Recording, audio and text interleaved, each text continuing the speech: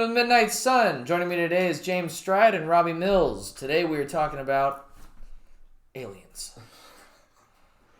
Aliens. So we kind of went through a rabbit hole? Yeah. It was a straight up rabbit hole because it always inevitably leads to watching crazy videos on YouTube of course, of just conspiracy theories and like UFO sightings and stuff like that.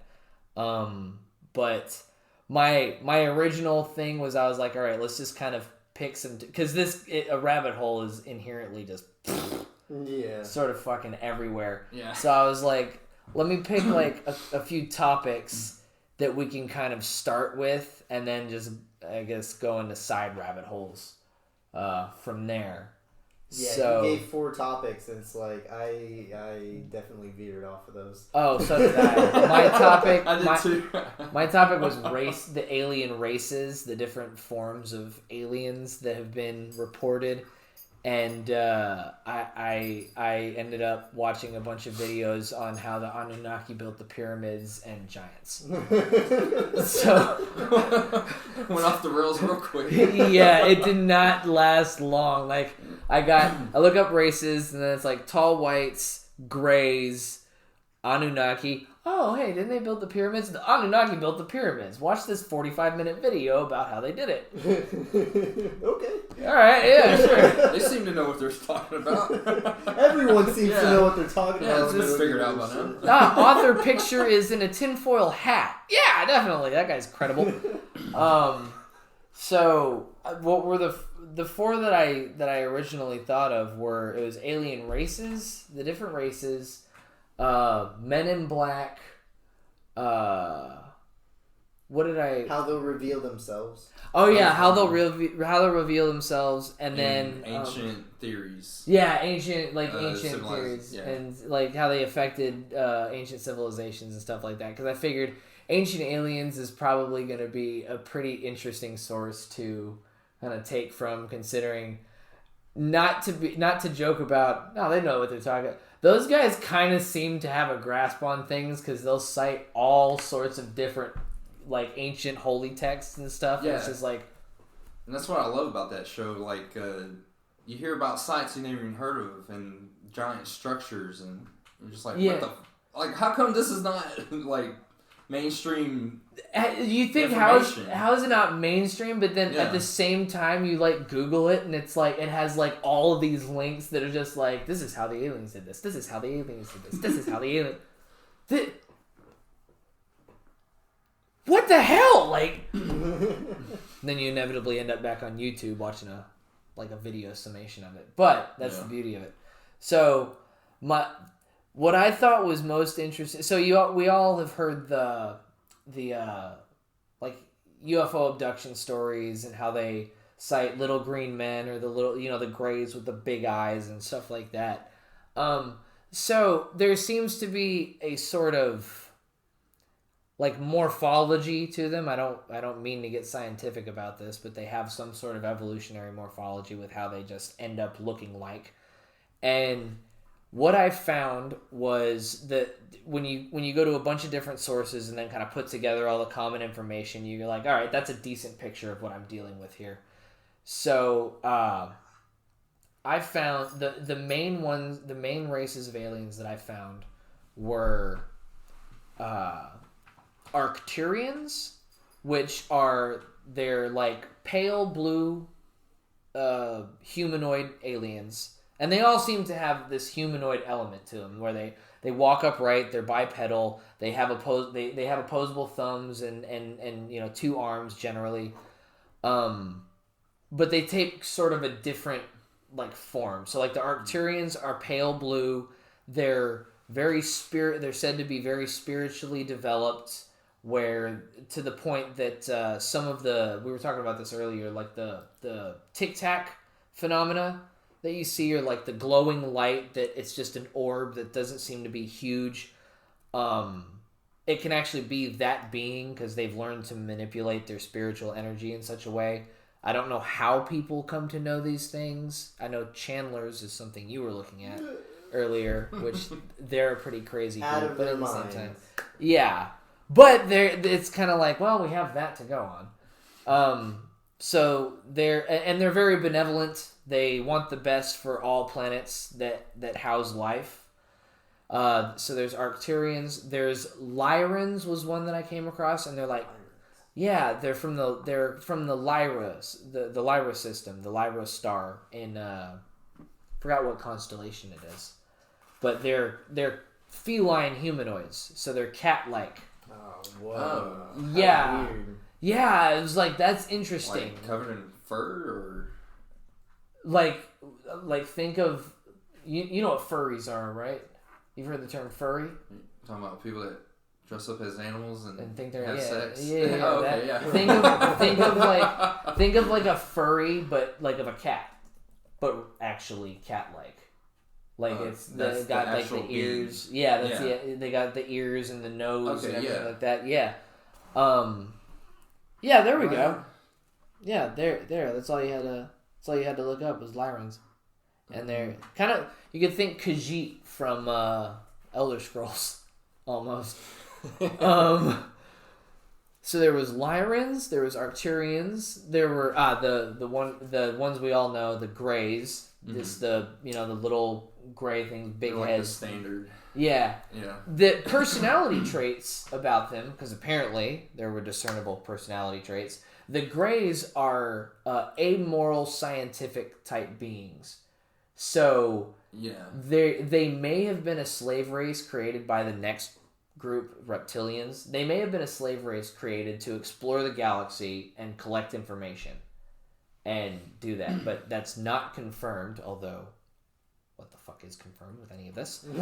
But yeah, so but the point is that they're amoral, scientific-like beings, so they're happy to abduct. Like a lot of the times that you find those cow skeletons, it's just like they're like mutilated, mangled cow skeletons. It'll be if it was it. That's typically Greys studying the creatures and then just dumping it. Yeah, and so then the next one was reptilians, which are. There's alpha reptilians, and then there's the Anunnaki. So the alpha reptilians come from the Alpha Draco system, and in the Draco constellation, and they are very evil, very low energy vibration. They want to control and dominate. They feel as though the galaxy is inherently theirs.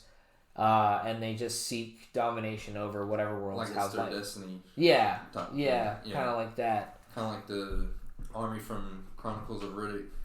Yeah, that's a good. That's a good analogy. They're destined to kill the world. The converter kill. Yeah. And then there's the Anunnaki, which have been sort of. In some things that I read, they were synonymous with the reptilians, and in some things they were a separate group. And the Anunnaki are humanoid. A lot of the times they have fleshy bodies like ours. The reptilians are all scaly all over, whereas the Anunnaki are fleshy like we are, but they have been depicted as having reptile or bird heads. And they're the ones, and I in multiple different readings on Anunnaki, like in all multiple different things that I read on the Anunnaki, it was the same thing. They were the ones that seeded life on this planet. They mixed a bit of their DNA with our our ancestors' DNA. Made us, just smart enough to run the machines, but not smart enough to ask questions about why we're doing it. Yeah, and so they're not necessarily evil. They're just superior, and they know it, kind of thing. Like they're like, well, I mean, they don't know, right? Like that's kind of their opinion. They're like, they don't know. I mean, what we're doing is we're not killing them. We're just sort of using their means to our ends, sort of thing. So that was the main races that I found, and I imagine one of the fun little rabbit holes we're going to go down is the Anunnaki coming down, Egypt, all of that. But that's what's depicted in ancient Sumerian in hieroglyphs, right? And like the pictures you were saying, bird head. Yeah, that's in the Sumerian temples and stuff. They have like it's so weird. What they'll have is there's this picture of it's two Sumerian deities seemingly, and they're standing in this like they're both in the same pose, and they're holding a pine cone, which is the first interesting thing. They're holding a pine cone, and in between them is what at first looks like some kind of tree, but it's like a straight staff with like a double helix going back and forth. Yeah. It goes like this. Yeah, I've seen it. And at the top of it is a circle with a small homunculus looking human. Like it's like a small, and it's almost like the this thing represents DNA and medicine. So the sign of medicine is the snake, the caduceus, the snake's coiled around the staff, and that's also the sign of DNA, the two snakes coiled like that. So there's genetic enhancement going on, and then they have the small humanoid-looking creature in the circle. What I think that is a depiction of them using their knowledge from the pineal gland representing the brain, using the knowledge of DNA to create a new life form.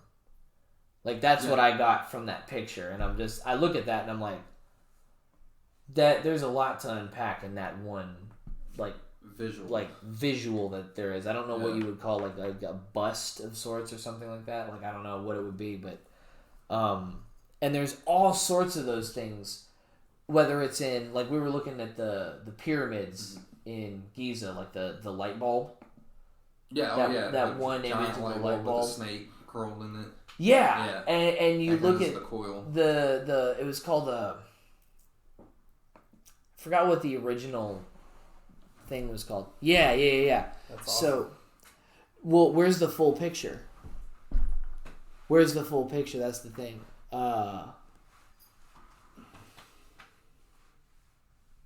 That's wild looking though. Yeah, it is. And look how good it was.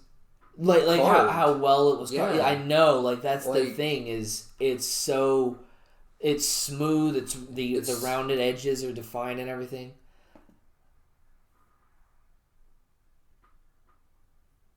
Let's see here. The black obelisk. Let me see. Let's see. Annunaki.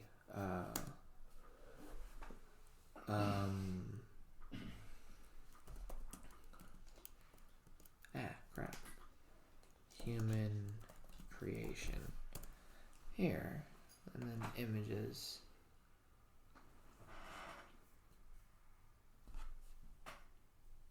Where is it? Right here.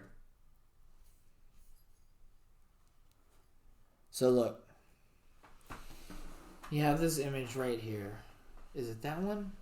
I think this is a different one. This is a different one, my bad. I can't find that. No, it's not that. It's almost like that, but it's not that one. I'll keep looking. Yeah. Go ahead and keep looking. But all of those depictions of things like that, it's when you first look at them and you have kind of like more of an ignorant eye, and you just haven't really heard of, like, you just look at it like, oh, that's interesting. It's thousands of years old. That's cool. Yeah. But then somebody shows you a picture of Edison's original light bulb, and then you look at that thing and you're like, that's the same thing. Yeah. That's the same thing, but that was etched in stone. And everything. Yeah. That was etched in stone, like thousands of years ago. It's just it's absolutely nuts. While he's looking for that, what was the Men in Black is we were talking about. That was, and you had told us a story. The Mariana. That's intense. Yeah. It's with the little person in their lap. I know. It's kind of creepy. It is. Yeah. Look at how strange shaped their heads are. Yeah, they're like little aliens in their laps. Yeah, the heads are. I've never seen this one. Pulled back, or like the skulls are Egyptian. morphed. Yeah, that's. Yeah. Oh wow. And that kind of reminds me of that guy. What was his name? The guy that was on the podcast that had the migraine. Bob Lazar. Bob Lazar. Remember he had that discovery of that like humanoid, that small little humanoid. Yeah, they had found it was like 2 or 3 inches long. Oh, you're talking about Steve Greer. Steve Greer, yeah. Or Stephen Greer. Yeah. It was like that big? Yeah, they're tiny. They found it in the desert, and it was like a little humanoid but like carcass. That big? Yeah. Yeah.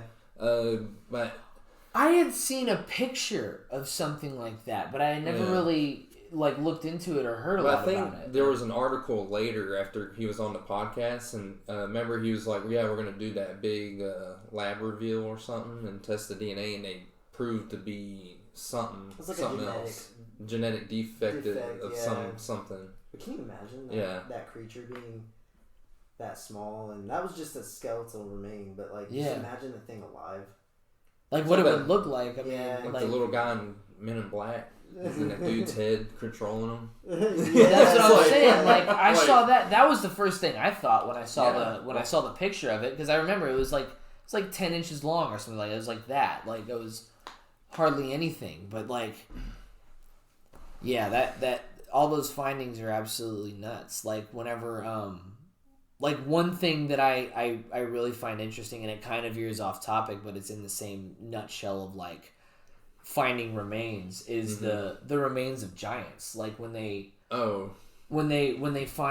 unearthed skeletons, and of course every fucking site out there and its mother will say, "Oh, that was a hoax."